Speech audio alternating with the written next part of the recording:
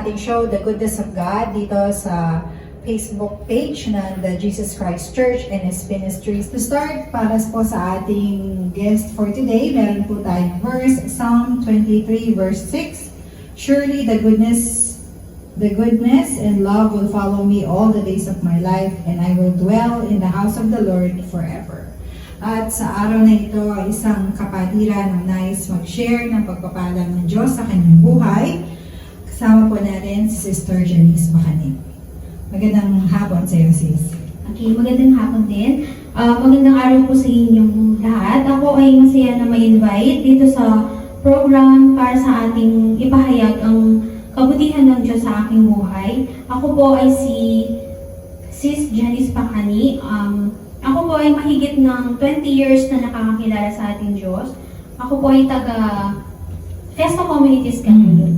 Ayan, 20 years. So that's nasa year 2005, ano? 2000. Okay. So, Sister Janice, kwento mo naman sa akin, paano ka tinawag ni Lord?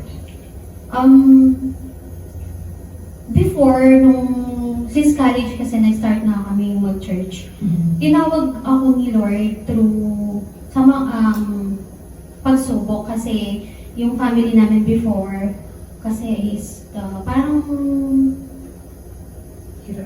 hirap sa buhay. Tapos, at the same time, yung father namin ay mananahi before, madami kaming magkakapatid. So, parang na-experience namin yung tapos. Tapos, nung nakapag-church ako dito, sa pamamagitan ni Sis Jean, kasi siya yung nag-start sa church, kahit nakikisakay kami before sa service ng mga taga-Lubao, pinagtsagaan namin yun, kami magkakapatid. Every Sunday, nakikisakay kami hanggang sa yun, nilapasan namin yung mga pagsubok na yun. Nakagraduate ako ng college, nakapagtrabaho, tapos nakapag-asawa. Ngayon, yung asawa ko, baptized na rin sa Jesus Christ Church.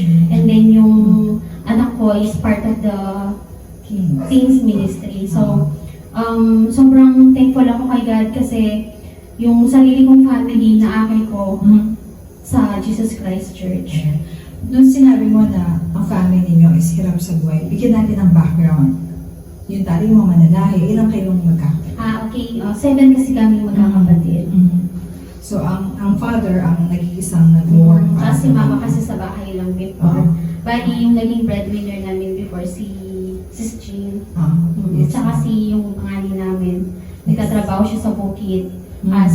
Parang yung sa nagagapas ng palay, During that time, dahil ang galing kayo sa Santa ba? Tama? Yeah, Santa Rita kami. So, ang maging source of income is yung pananahe tsaka yung farming. Tapos si Sister Jean din naging malaking naging breadwinner namin siya. Sa family, okay. Ngayon, sinabi mo na nag-start kay Sister Jean, yung nakilala mo ang ating mahal na Panginoon sa kanya. Before kay Sister Jean, paano yung naging calling mo personally? Let's say na tinawag ka na talaga ni Lord na, sabi mo college pa lang nag-start. College pa. May mga experience ka doon na talaga, okay, anak ako ng Diyos, may obligasyon ako sa Kanya, may ganong experience ka during those college days? Yun lang yung pinaka naging inspiration ko, yung family ko is may uplift sa kahirapan. Tapos at the same time yung mga kapatid ko ay makasama din sa Jesus Christ Church. Kasi before si Kuya, yung dalawang kong kuya, hindi pa namin sila nakakasama before. Yun yung pinaka-goal ko dati, yung magkakasama kaming lahat na makapaglingkod sa ating Panginoon. Yes, okay. Meron tayo dito mga question. So, nakwento mo yung paghihirap na nangyari, tapos nakakilala ka sa ating mahal na Panginoon. Ngayon na kilala mo na ang ating mahal na Panginoon, ano naman yung pagbabago na nangyari sa buhay mo? As of now, marami talaga. Kung iisipin, hindi ko talaga mabilang yung mga blessings ni Lord. Hindi lang naman sa financial, given na yan, meron bahay, sasakyan, magandang trabaho. Yung peace of mind, yung pinaka-the best dito kasi yung samahan namin bilang mag-asawa, tsaka inside the family ay napaka-smooth kasi nandyan si Lord sa center nun.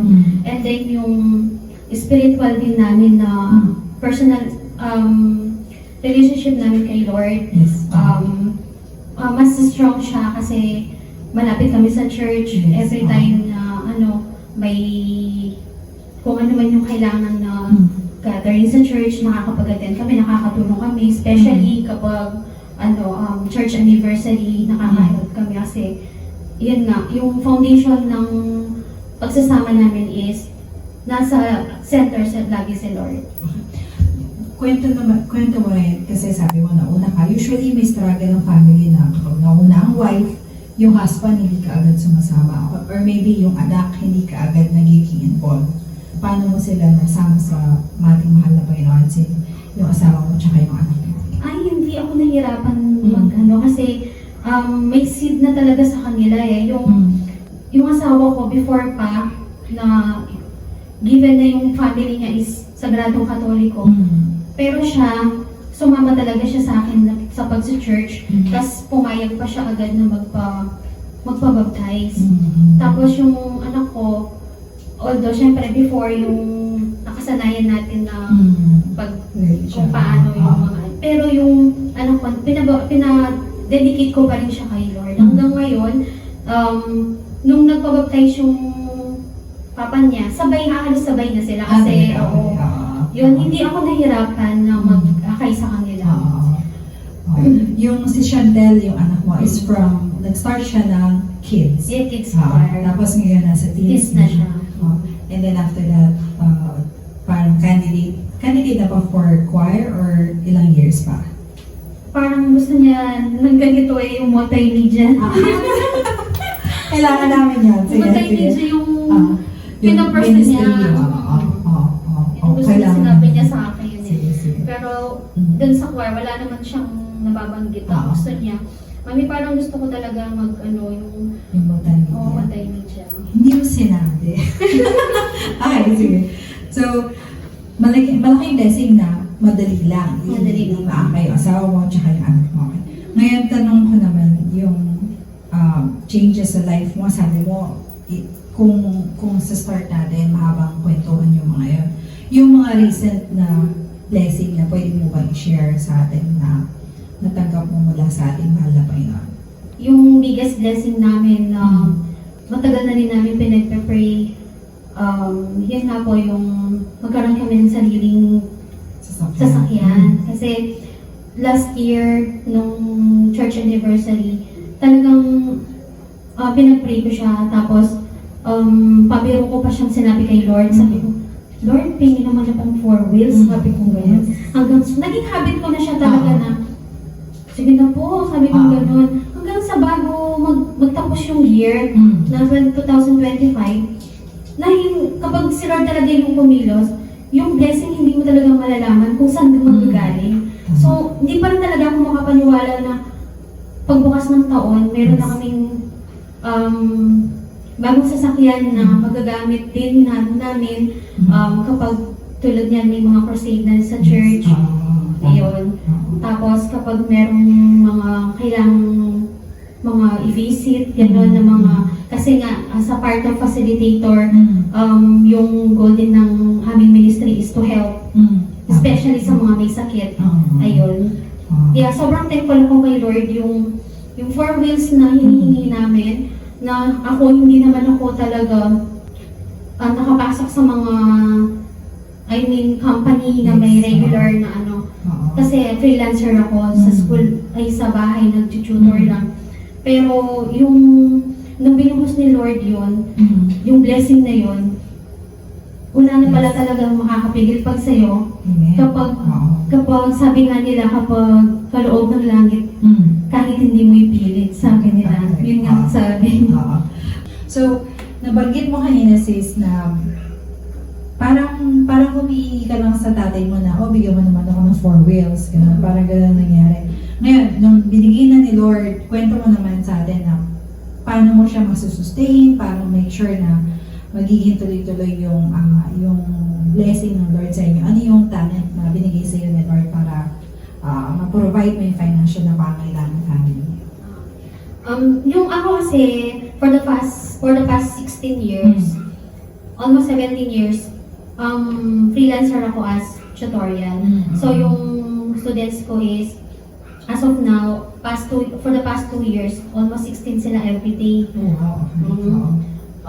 Start ako ng 8 o'clock in the morning hanggang 7:30 ng gabi, diretso na yun. So, yung income ko dun is enough talaga siya. Amen. For food, Yes. sa mga bayarin namin. Correct. Tapos, yung husband ko, nakapasok din siya sa magandang company as of now. Yun yung pinaka pinagpapasalamat ko talaga kay Lord. Yes. Ginamit ni Lord yung brother ko, si Brother Jason, kasi regular yung work niya sa may JPL hospital. Tapos nangailangan sila doon sa engineering department sa may oxygen. Pinasok niya yung mister ko. Yes. So, ayun, yun yung naging way kung paano namin may continue yung mga financial namin. Kasi, so, kumbaga yung tandem namin na hindi lang basta husband and wife, pati sa financial, sa inyong bayarin, sa akin yung food, parang ganito. Parang sabi ko, before namin hilingin yung sasakyan, sabi ko, kapag ito na-approve, lumabas, si Lord din yung magbibigay sa atin ng panghulog dito, sabi ko sa kanya. So, yun, hanggang sa lumabas nga yung sasakyan, last December 11, ayun, sabi ko, kalooban mo to, Lord. Sabi ko gano'n. Ayan. So, from, sabi mo, naging tandem kayo mag-asawa kung paano niyo i-provide yung finances lahat ng bilang isang pamilya. So, from, yung sabi mo, from 8:30 ang start ng tutorial mo. 8 o'clock. 8 o'clock hanggang 7:30. Okay. So, talagang kailangan yung presence of mind, yung health mo, yun, hindi ka naman, pag nagkakasakit, wala namang nagiging issue or talagang all throughout yung sobrang thankful ko nga din kay Lord kasi very, lang kami magkasakit ng anak ko, ng asawa ko.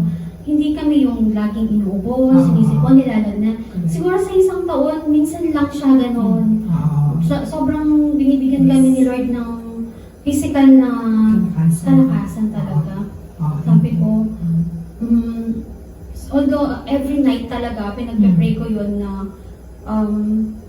bigyan niya kami ng kalakasan, lalo na yung physical, spiritual, yes, yung ganun.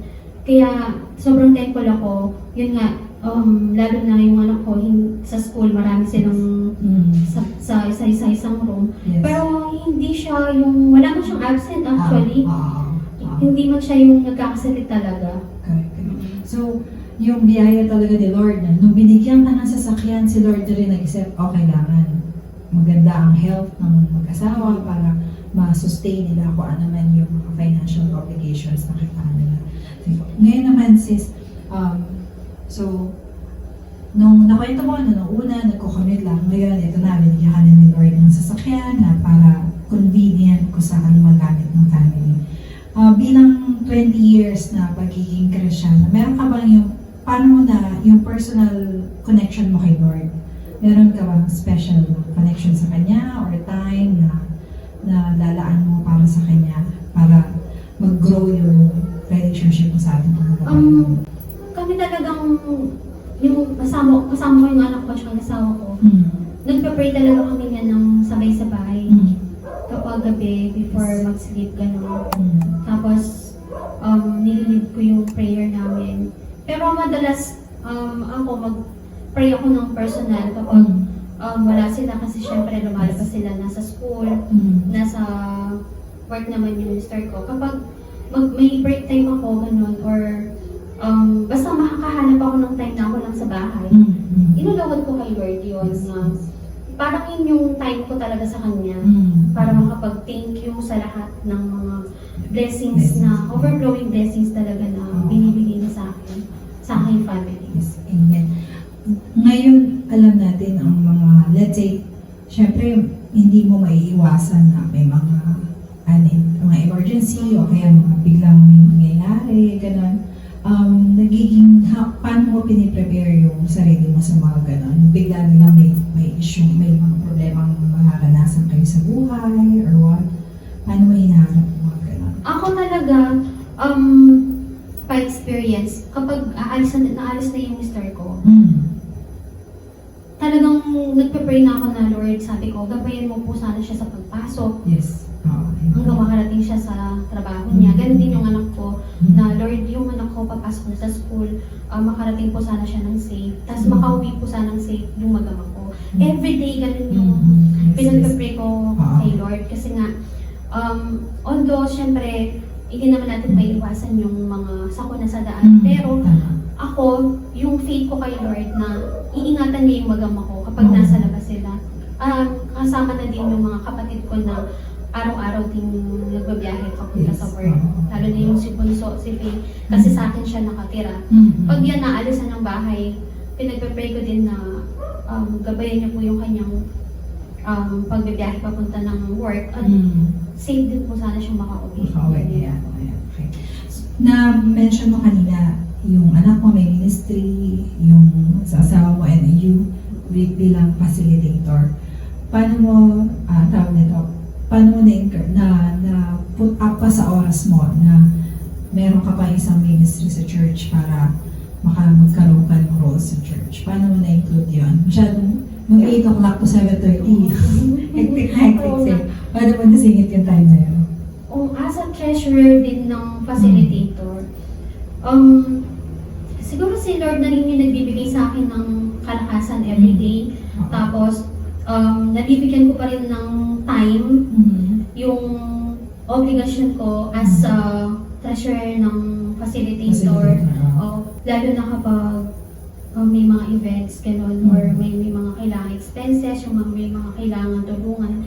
Parang minsan, kailangan din ng orasyon kasi kailangan mo mag-aid. Pero, sa gabay na rin ni Sis Jane, nagpapa-ano rin ako sa kanya. Ayun, nabibigyan ko naman siya ng time. Kasi lalo na para sa church yun. At saka, nalilook up ko din si Brother Val na siyang nag-put up ng facilitator na nag-follow up din siya through messenger doon sa mga kailangan namin gawin. Before, for example, may meeting, ina-advance niya na parang update, guys. Tsaka, at the same time, yung talent or skill mo as tutor na i-implement mo rin sa pagiging facilitator. Yes. Okay. Final question na to. Okay. Siguro, since nasabi mo na from trials to blessings, meron ka pa ba ngayon nagpipray kay Lord na meron ka pa bang mga hinihingi sa Kanya in the future or anything na nire-request mo pa sa ating mahal na Panginoon? Ang lagi ko talagang nire-request is long life. Long life, hindi lang sa family ko. Yes. Lalo na yung sa mga kapatid ko kasi masarap talagang maglingkod kay Lord ng sama-sama. Yun yung lagi kong pinagpe-pray, long life talaga. At saka, para, lalo na yung si mother namin, halos ngayon lang namin naaakay sa church. Ayun, pinagpe-pray ko din yun, yung long life, lalo-lalo na kay mother at sa aming lahat, sa buong pamilya. Yeah. So, long life, healthy life. Yes, oo. Malaking bagay yan. So, narinig natin ang kwento ni Sister Janice.